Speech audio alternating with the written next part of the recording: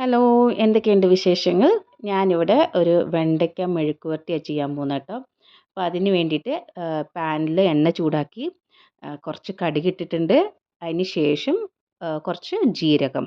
അപ്പോൾ അതൊന്ന് colour change ആയതും 2 സവാള, മീഡിയം സവാള ഓണിയനാണ് ഇട്ടിട്ടുണ്ട്. അപ്പോൾ അത് നല്ലോണം ഒന്ന് ഇളക്കി കൊടുക്കാം. കുറച്ച് ഉപ്പും കൂടെ, ആവശ്യത്തിനുള്ള ഉപ്പും കൂടി ഇട്ടിട്ട് ഇളക്കി കൊടുക്കാം കേട്ടോ. ഇതൊന്ന് ഇളക്കിയതിന് ശേഷം കുറച്ച് കറിവേപ്പിലയും കൂടി ഇടാം, നമുക്ക് നല്ലൊരു മണത്തിന് വേണ്ടിയിട്ട്. അപ്പോൾ ഇത് നല്ലോണം ഒന്ന് ഇളക്കി കൊടുക്കുക കേട്ടോ.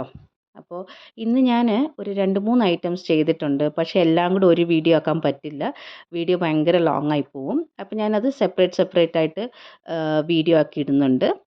അപ്പോൾ ഇത് നല്ലോണം ഒന്ന് ഇളക്കി കൊടുത്തതിന് ശേഷം നമ്മൾ കട്ട് ചെയ്ത് വെച്ചിട്ട് തിൻ സ്ലൈസായിട്ട് കട്ട് ചെയ്ത് വെച്ചിട്ടുള്ള വെണ്ടയ്ക്ക ഇതിലേക്ക് ചേർക്കാം.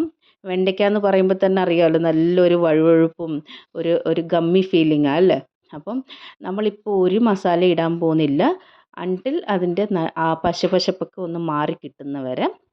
സോ ഇതെല്ലാം കൂടെ നമുക്കൊന്ന് യോജിപ്പിച്ചിട്ട് നമ്മുടെ വെണ്ടയ്ക്ക നല്ലോണം ആ പശപ്പൊക്കെ പോയിട്ട് ആ ഗ്ലൂ ടൈപ്പ് ഒന്ന് മാറിയതിന് ശേഷം വേണം നമുക്ക് എന്തെങ്കിലും മസാല ഇടണമെങ്കിൽ ഇടേണ്ടത്.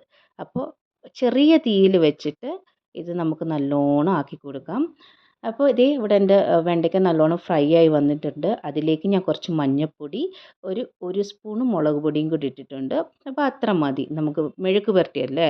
അപ്പോൾ അതും കൂടെ ഒന്ന് ഒരു നിമിഷം സോട്ട് ചെയ്തതിന് ശേഷം നമ്മുടെ വെണ്ടയ്ക്ക മെഴുക്ക് പുരട്ടി ഇവിടെ റെഡി ആയിട്ടുണ്ട്. ഇതൊരു ഈസി, പെട്ടെന്ന് തന്നെ കട്ട് ചെയ്ത് വെച്ചിട്ടുണ്ടെങ്കിൽ പെട്ടെന്ന് തന്നെ റെഡിയാക്കാവുന്നതാണ്. അപ്പോൾ ഇതൊരു ഷോർട്ട് വീഡിയോ ആണ്, എല്ലാവരും ഇത് കണ്ട് ട്രൈ ചെയ്യുമെന്ന് വിചാരിക്കുന്നു. അപ്പോൾ അടുത്ത വീഡിയോയിലൂടെ കാണാം ബാക്കിയുള്ള ഐറ്റംസ് വെച്ചിട്ട്.